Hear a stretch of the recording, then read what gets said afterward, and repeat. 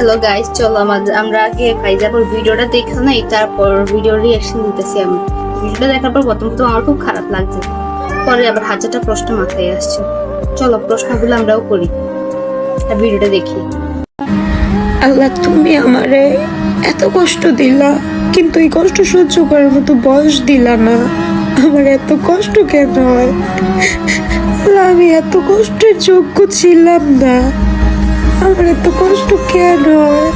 আমি এত কষ্টের যোগ্য ছিলাম না, তারপর আপনি আমার এত কষ্ট দিলেন। আমার এত কষ্ট কেন হয়? আমি এই কষ্টের যোগ্য না।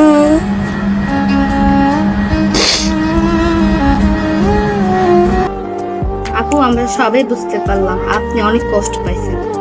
কথা সেইটা না, কথা হইতেছে গিয়ে ওইটা আল্লাহর কাছে একান্ত ভাবে আল্লাহর কাছে কান্না করতে হয়, সিদ্ধা করে চাইতে হয়। তুমি কি লাগে মিডিয়ার মধ্যে আইসা গিয়া মানে ভিডিও করে আল্লাহর কাছে কান্দে কান্দে তুমি চোখ ফুলেছো, এটা আমরা দেখে বুঝতে পারছি তোমার মনে যথেষ্ট পরিমাণে আঘাত লাগছে। তার মানে এটা না যে তুমি মিডিয়ার সামনে এসে আল্লাহ ডাকবে, তাহলে তো আল্লাহ শুনতো না। আল্লাহটা তুমি একান্ত ভাবে ডাকবা, একান্ত ভাবে না ডাকা তুমি কেন গিয়া মিডিয়ার সামনে আইসা ভিডিও করে কান্না করে চোখ ফুলেতেছো, আল্লাহ ডাকতেছো। ভাই, তুমি কি কান্না করতেছো দর্শকের দেখার না লেগে নাকি আল্লাহরে দেখার না লেগে?